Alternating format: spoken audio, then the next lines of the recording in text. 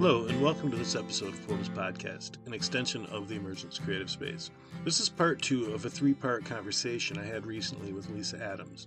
In this episode, she and I get to go a bit deeper into the reasons that people are drawn to spirit in times of crisis, and we share a little bit of our own process when it comes to healing. I am blown away by Lisa's ability to open up and share her story with us, and how natural it was for me to relax and share some of mine with her. This conversation reminds me why I started Portal's podcast in the first place. We covered a lot in a short amount of time, and as you're about to see, we touch on some pretty important topics. Thank you so much for being here. If you like what you hear in this podcast, you can find the entire library of Portal's podcast at www.emergencecreativespace.com. Also, you can find a lot more about what Lisa has going on at www.therenegademystic.com. Without any further ado, part 2 of my conversation with Lisa Adams. All right, let's get inspired.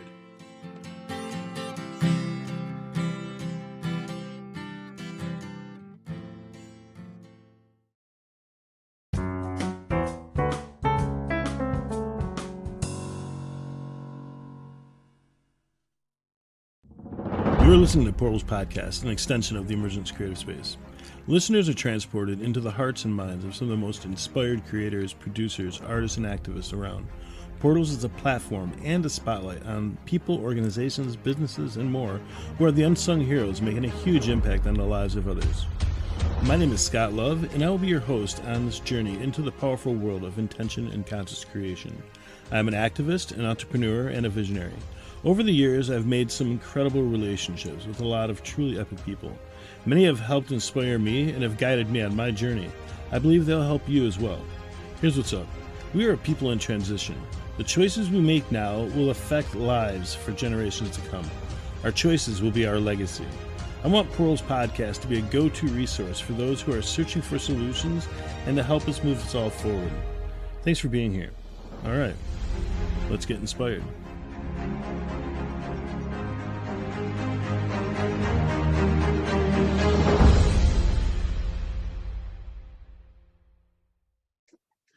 All right, we are back. I am with Lisa Adams. She is a teacher, a workshop facilitator, a healer, pagan. Would you tell me in your words what it is to be pagan? So, for me personally, when I was trying to figure a bunch of stuff out when I was really young and, reading all these books on spirituality or whatever, I was kind of forming some of my own beliefs at the same time. And what I kept coming back to over and over again was the importance of nature and the cycles of the sun, the moon, and the earth, the seasons. And after a time, I came across this one book, like somebody's like, you should check this out. And I was like, okay. And I read this book called Drawing Down the Moon by Margot Adler. She used to be an NPR correspondent. She's passed away. But anyway, she goes into all this detail in this book about paganism and Wicca and all these things. And I had not heard of I'd not heard of that before.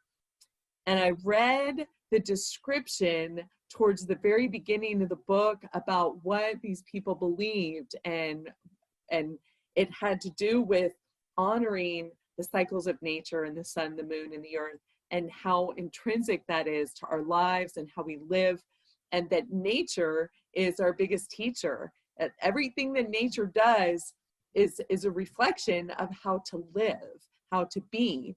Nature isn't perfect. I mean, it is, but it's like perfect in its imperfection. We're in autumn now. It's the time of letting go. Right. The leaves are turning and they're dropping. It's time for us to do the same kind of thing. And in winter, we go even farther inward and we rest and we dream and all of that. So I was part of the pagan community. I still am, but really actively and in leadership and as a priestess, teaching and leading for a couple of decades.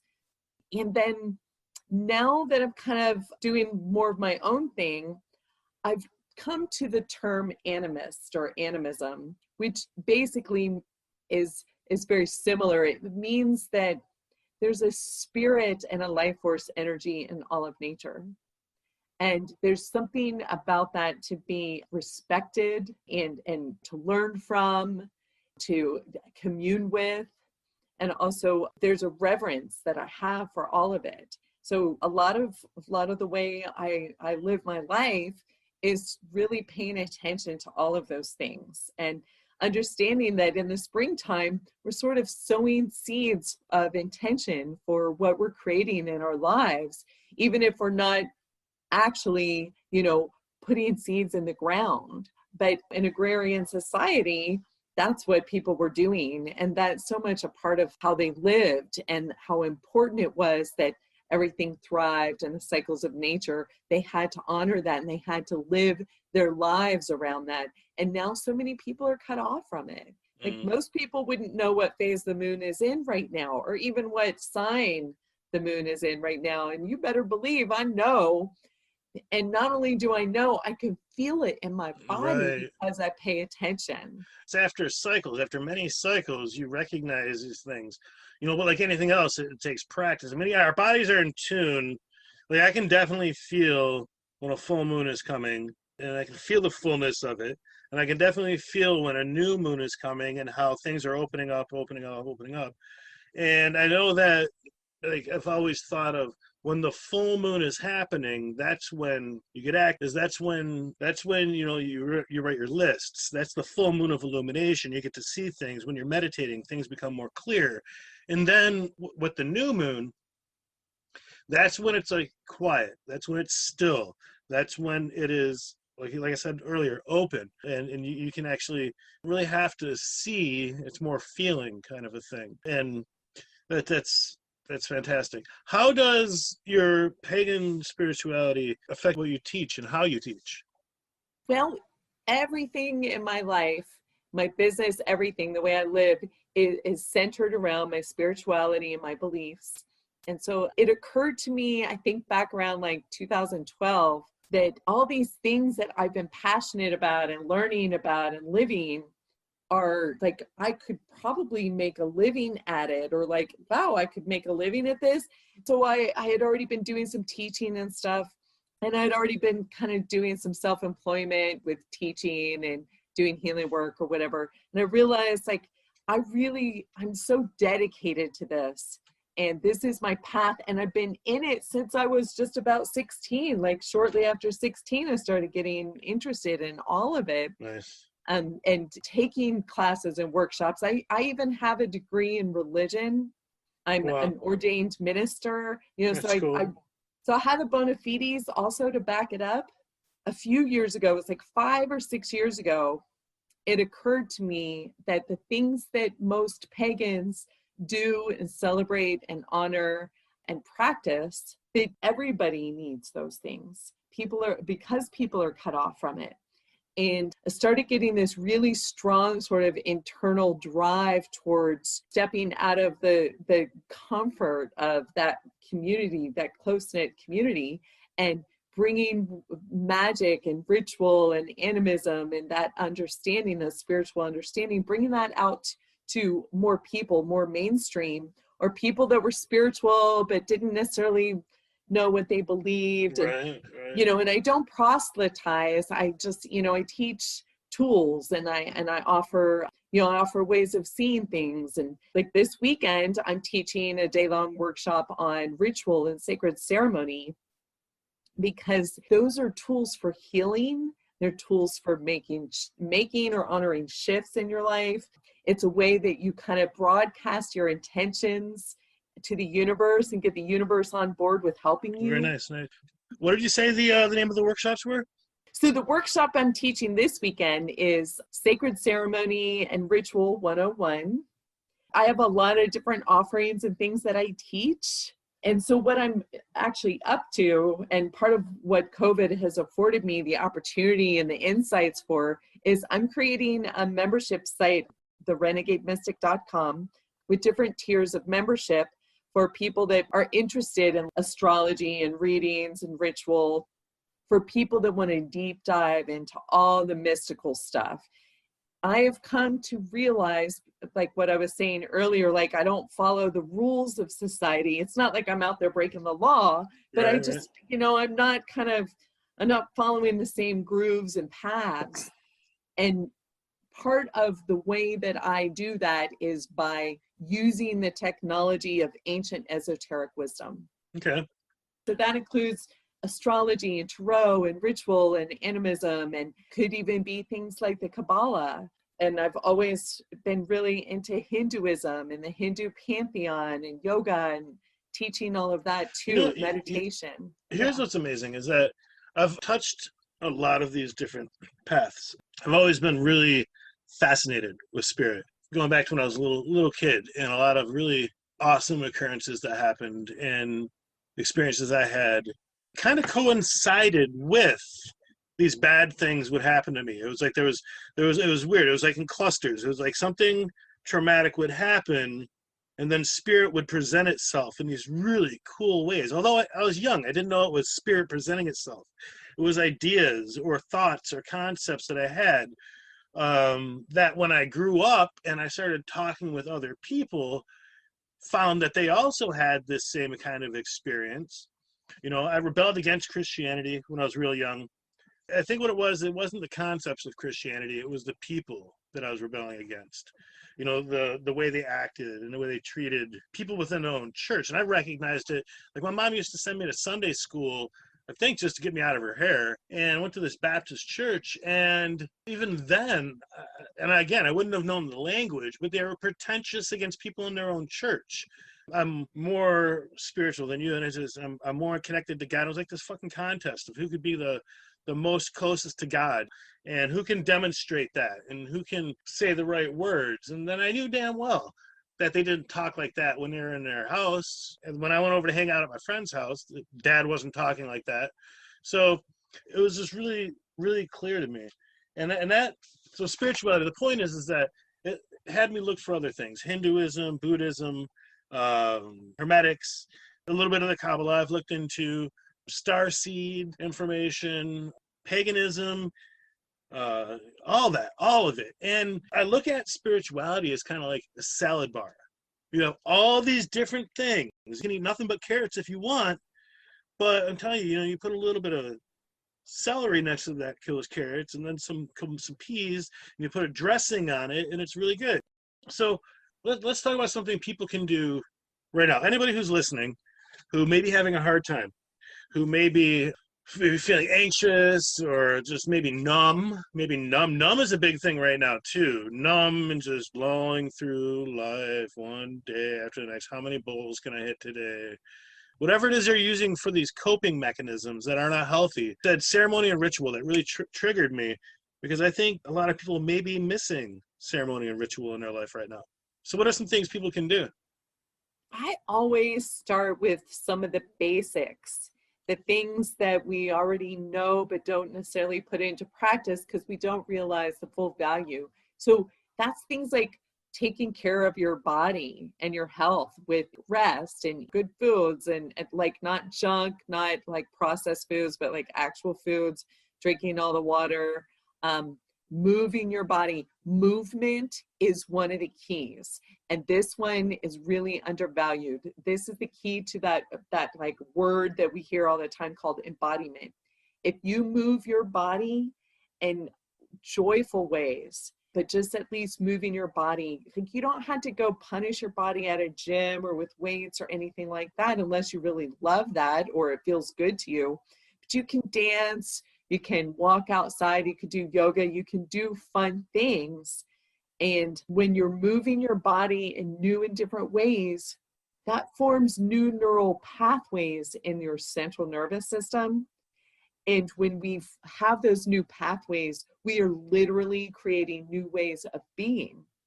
And the other aspect of that that's profound is that if we move our bodies more, the trapped, stuck like energy and emotions and things that we haven't dealt with, they come loose and they have the chance to move kind of up and out and through us.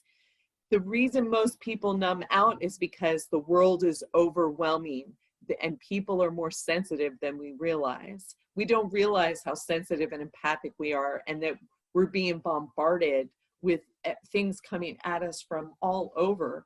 And so many of us have a history of trauma and or abuse. And so that makes us extra sensitive when we're trying to like cut off from the pain. But the best thing we can do is be just really present with it and move our bodies. That's huge. Also, it sounds really cliche, but I don't care how cliche this sounds. Meditation is the key that unlocks your potential. Meditation is simply the act of sitting. I recommend set a timer on your phone, something that sounds pleasant when it goes off, not something jarring. Sit, notice your breathing, and whenever your mind starts to wander off or go on a tangent, which is going to do, because that's what the mind's job is, right? Meditation is just bringing it back to the present moment. And then when it goes off down another one, oh, there it goes again. Let's come back here and focus on breathing. And after a time, I found that the people that I've worked with and I taught them meditation, they started doing it, they got much more calm and focused. They become more aware of, like those inner narratives, because the mind is just going to go off all the time. I call mine Negative Nancy. It's like, and, and we can witness when that's happening, and we don't have to buy into and believe everything we think. That instead it helps us to drop more into our body and feel our intuition, the wisdom of the body. That's another key with moving the body. You get to understand more what the wisdom is that's within it. That's that part of us that is nature. Like nature is us. We are nature. Our bodies house our spirit. If we listen to the body, we're actually helping to listen to our own spirit. So we get to be the center and the stillness amongst the chaos and the swirl. Getting out in nature too, like that's the other thing, like huge. Those are like such basic fundamental things, but they're really profound and undervalued. I found that when I create an intentional altar in my bedroom or in my front room, that's a really cool meditation. Even if I just had 3 crystals and I'd set up 3 crystals and I'd burn an incense in those crystals, and then that over time that would grow and grow and grow until it took over my entire desk. And then I'd have a huge doily that I'd put over it, a picture of my mom who has passed away. Lately I have this little necklace that has this sealed, it's never going to open unless I open it. Has a little bit of my mom's ashes in it. So I put that in there. And just the act of building it and being mindful that, okay, if I point this crystal out in this way, then it's going to pull the energy from the center and it's going to project it out there. And I really get elaborate in the storytelling, that I tell myself with it. And everything's so intentional that by the time I step away from that altar, I feel so amazing. And it just stays with me. And not only that, it changes the whole energy of the room. I do a lot of changing furniture around. Not because I'm indecisive. My bedroom studio has probably changed 5 times in the last 2 months. And it just all depends on a constant, just a flow of energy. We're like, okay, let me try this and let me try that. And if something feels good, then it'll stay there. So that's something I'm going to suggest anybody who's listening who might be feeling a little stagnant. Maybe start one by doing a cleansing of your house. Clean your bathroom, clean your kitchen. If you do it every day, maybe do a little extra detail work. Take a day and get all your clothes laundered, vacuum your floor, make your bed. I make my bed every day. I just started doing that a few months ago, and it made a huge difference. Even though I'm not going anywhere, just walking into my bedroom feels good, a little more organized. Those are great suggestions. I wholly believe in everything you're saying, because you are shifting and moving energy around. And yes. If you're feeling stuck and stagnant and kind of dull, like what's your environment looking like? Right. Is it stuck and stagnant and dull? Is there a wall you've always wanted to paint? We got time, paint a wall. Do something, do that mural. Just do something, because it's going to get you up and moving. It's going to feel refreshing. You're going to feel like you're doing something. And then just to get that ball rolling, because that yoga and stuff, it's really hard for someone who's been sitting down watching YouTube videos or whatever video games to get up and get moving. What is that one thing that's on your list that you have been putting off, you know, and that thing that might take you a half hour, just get up and do it, because you're going to feel better. You're going to feel better. Maybe it's as simple as, you know, a dude who's been sitting around growing a beard, but he really wants to shave his neck. It's silly, man. It's just little tiny things can make a huge difference. All you need is a spark of inspiration, and sometimes it'll catch. I wonder, and we talked about this a little bit before the show when we were chit-chatting, we've had months, a lot of people have had months of just chilling. I wonder what percentage of the people that are listening have actually use this as a moment to launch something or to get involved with something. Because, you know, there's that narrative before COVID. I caught myself saying a lot, there's not enough time in the day, I don't have opportunities, if only I had a month to focus on something. So if there's anybody listening and you feel that you could do something, do anything. The world needs you to do something right now. Whatever it is, your heart, that vision that you've had. And so there's this transition from those who can't get off the couch and they're not feeling anything, they're kind of numb. It's hard for them to be like, oh yeah, I can create a project that is going to take care of this scene need. How do you get yourself inspired? And now it's easy. You seem to be inspired. You seem to be rolling. That energy is rolling, you know, but when you're feeling yourself in that lull, and that lull becomes comfortable, and you know it's time to get on your feet and do something, what is something that you say to yourself, or a little ceremony, or a little whatever it is that helps get that ball rolling for you? I definitely get in those lulls myself.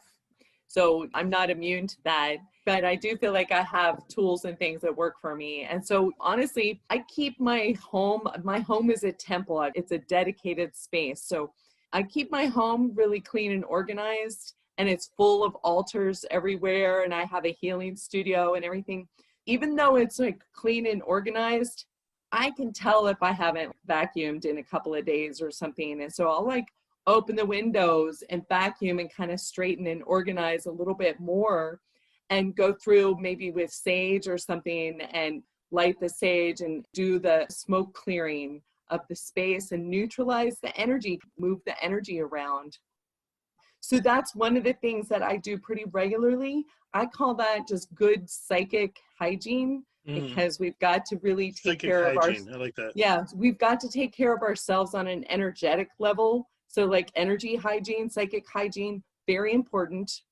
The thing that works the best for me, hands down, every time, is just being out in nature.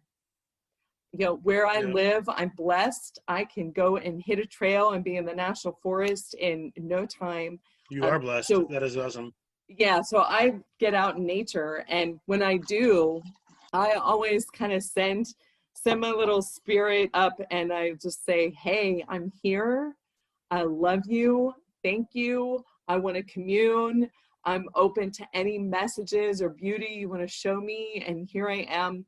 What I have found at every turn is if we reach out to nature and we want to connect, nature's going to reach right back and say hi. It's going to show up for us. And it's not to be taken lightly, you know, to see a deer, people just think, oh, deer, whatever, you know. Right. No, like that's always meaningful and poignant. I've had so many significant encounters with wildlife that, like, people don't get to see those things necessarily or even pay attention.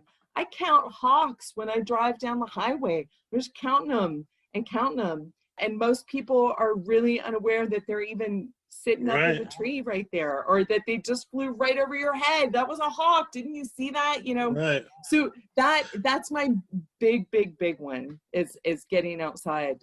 And then I do yoga and stuff to make sure I take care of this body temple. It's just so important. That's awesome. That's fantastic. It's mindfulness. It's taking a moment to be aware. I'm a big fan of stopping to recognize the perfection of the moment. Or like I'll just be walking down the street, or I'll be crossing the street, or I'll be walking through the woods, or maybe I'll be mowing the lawn or whatever, and I'll just stop in place, and I'll look around and just catch. I'll be like, oh, there's a tree, and Look at all those crickets trying to get away from the lawnmower. Maybe I should step there first so that they can get out of the way. And, just really being mindful of the perfection. So I'll take this. What I do is I take a deep breath. I close my eyes, take a deep breath, and I'm like, okay, this is a perfect moment. No matter what else is going on, this is a perfect moment. And it's, again, getting out of myself and being like, even if I'm in turmoil, the world is still perfect. The earth is still perfect. How does what we've been talking about tie into the workshops and the teachings that you do? And where could somebody find more information?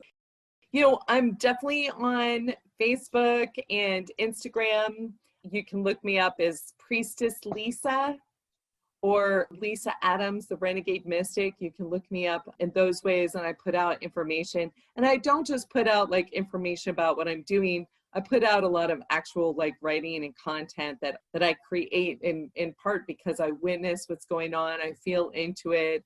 I notice the patterns, and I kind of frame things in such a way that helps people to understand like what it is that they're feeling and going through. Those are really great ways to find me and follow me. I'm always putting stuff out there. Also, my website, therenegademystic.com. There's information there. You can see some of my offerings.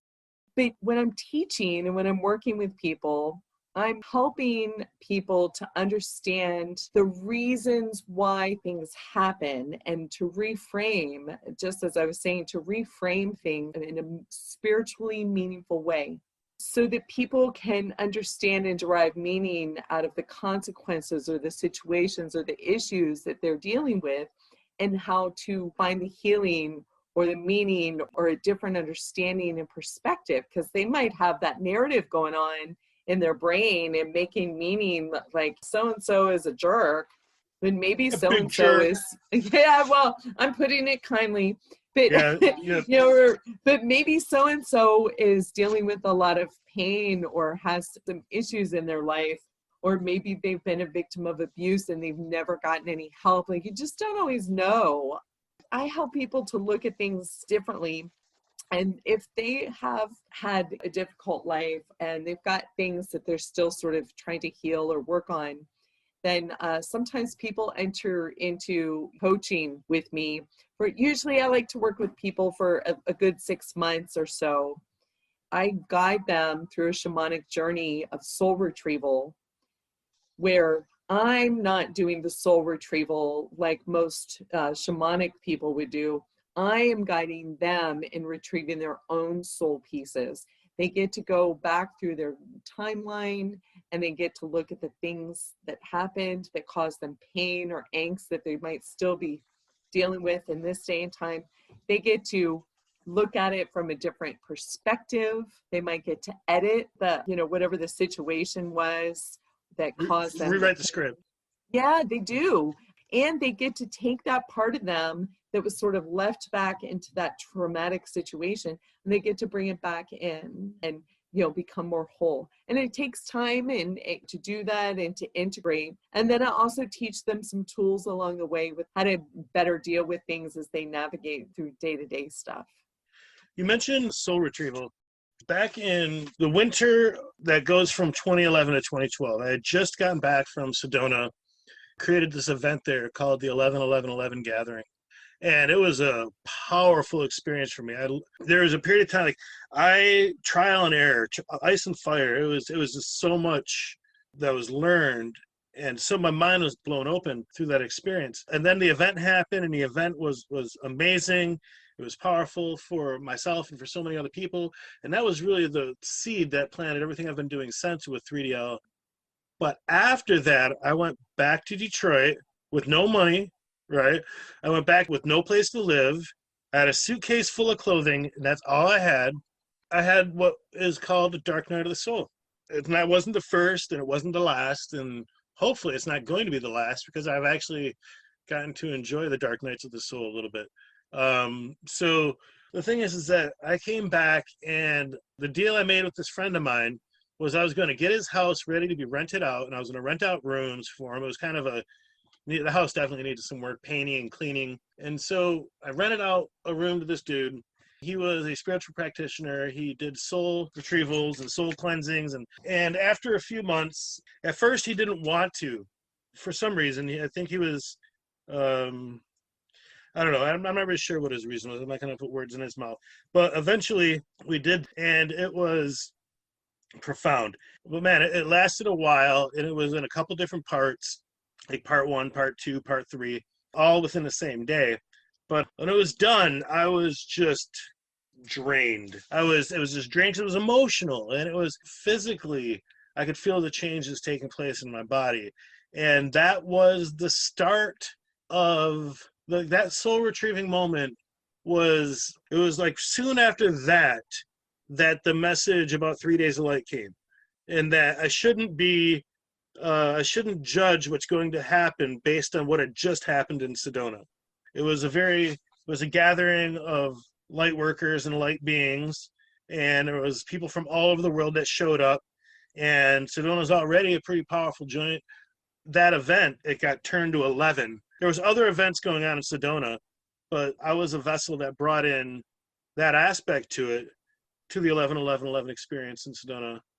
And I was burned out. I was fried afterwards, man, especially because I'd never done anything like it before. I'd never been to a spiritual workshop. I'd never been to a spiritual conference. I was just sitting at home chopping wood. I got done chopping wood. I saw this giant flash of light. I felt something come into my space. I communed with whatever this was.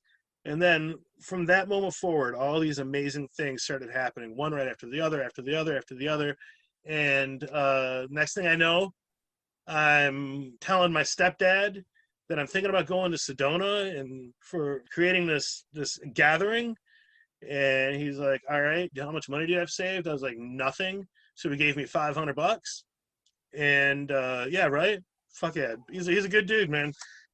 So next thing I know, I'm in Sedona, and the house, check this out. This is what I'm talking about. I had no idea. I didn't even know anybody in Sedona. And I arrived there, and the lady who picked me up and her husband, Wing and Lori, who are brilliant, blessed, beautiful beings, in their front room was a giant fireplace, and the entire fireplace was made of rose quartz. And that community there took me in and introduced, like, crash course in spirituality. I lived at a temple for about 2.5 months leading up to the 11-11-11 gathering. And that community embraced me and helped me see all these different things. And it was like ETs and energies and all these really fantastic things that, I'd read books about, but it was like boom. So yeah, man, after that crashed hard. The soul retrieval really, because it wasn't all light, man. There was a lot of dark shit coming at me. Yeah, soul retrieval. So sorry, I'm probably gonna edit a lot of that out. I just felt like sharing it with you. That's fine. Right? But Scott, I think it's amazing that you had that experience and that you went out there and you felt really compelled to do that, and you listened to your heart and your soul and you did it. And the thing that I've noticed is a lot of people talk about, like, after festivals or after these peak experiences, they kind of crash, yep. Right? And you experience that. And I think it's because we're so wide open in those spaces. And then you went to Detroit after that. Like, right. What a harsh landing. Like, that's not a soft, easy place to land. That's a harsh environment. And there's and all of a sudden you were wide open, and then all the energy and the angst or the whatever kind of comes back in. And at the same time, all the kind of buried stuff within us starting to really surface and, bubble up. So we're like, oh, what am I feeling now? Like, what is all this? So we're not prepared. A lot of people aren't prepared for what they're going to experience after a peak experience like that. You talked about, you go up and then you come down. Well, that's kind of often what happens. It doesn't have to be the way that works, but that happens with a lot of folks. But I also want to say something. You talked about, there was a lot of light, but then you're like, but there was a lot of darkness. And I consider myself as much a shadow worker as I am a light worker, because if I'm not digging around in my own shadow, and then I'm bypassing. And we know that word, like, that's a big hot term in the spiritual community. I don't want to bypass my shit. Right. And I've also come to understand and realize that if we want to truly be the powerful people that we are, we have to integrate and love the shadow parts of ourselves. That's where the power lies. And when you get beneath the wounds that we carry, that you carry, that we all carry inside, I got mine, you got yours, right? When we get underneath that, that's where the gold is. That's the treasure of who we truly are. I love that. That's so cool. And at that time in 2011, 2012, shadow work wasn't a part of my vocabulary. Like I said, I had just been thrust into this experience. And so, yeah, I was scared of the dark for a minute. And when I say the dark, it was, dark entities and dark energies and things that were there to make sure that or at least try to make sure, because they weren't successful. In fact, we then went on to do something for 10 more years. But these dark forces, if you want to call them that, because of vocabulary, we use the word dark forces. Yeah, so the word that I have come to use is malevolent. Right. Malevolent. So this malevolent energy exist. Yeah. was there to make sure that it didn't happen. But the team we put together was a team of rock stars, and it was badass. This is awesome. I'm really happy that I get the opportunity to talk with somebody that's on this level. It's pretty sweet. Yeah, and even like dark nights of the soul, sometimes when we're going through a really long, big, deep, like you're in it, and sometimes it takes years, that I've come to term as like a shamanic death or shamanic ego death, because it's like you're going from one version of yourself into a completely different one, and in between you lose everything that you had or were or did, often a lot of the people, your work, your home, whatever, and you just are in this whole different reality after that. It's something that I think many around the world are going through right now on a global scale. Our society is in the throes of that death right now, and as a result of whatever happens on that macrocosm, there's the microcosmic, like personal experience of that too. So we're having to also reimagine or consider, like, well, if those structures aren't in place, and they need to be blown the fuck up as far as I'm concerned, we need to establish new foundations and structures and systems to support a benevolent world that's compassionate and sustainable and in alignment with the earth. Of course, I'm nature girl over here. Right. So yeah, but also so that people are taken care of. Please, can we put an end to some violence? It's gotten out of hand. The divisiveness, everything. So people are scared. They don't realize on the larger, broader spiritual context that that's what's happening, but that's what's happening. Yeah. It's a cleansing, a giant cleansing. And sometimes that can be a little painful. All right. I think we're going to take another little break here and come back. We'll talk about some more big picture things and hopes that we have for humanity. Get a little bit more into if somebody wanted to reach out to you as a potential client, they wanted to call on you, how they could do that and what they would expect. That sounds great. All right, so that just about does it for this episode of Portals Podcast. If you appreciated this conversation with Lisa, please go back and check out the first part of this 3-part series. The third part will be released in the next couple days, and you can find that anywhere you find Portals Podcasts. If you're interested in helping support Emergence CreativeSpace or Portals Podcast, please check out www.patreon.com/Emergence CreativeSpace. Or you can become a contributing member at emergencecreativespace.com. All right, thank you so much for being here. And I look forward to sharing more with you very soon. All right, let's get inspired.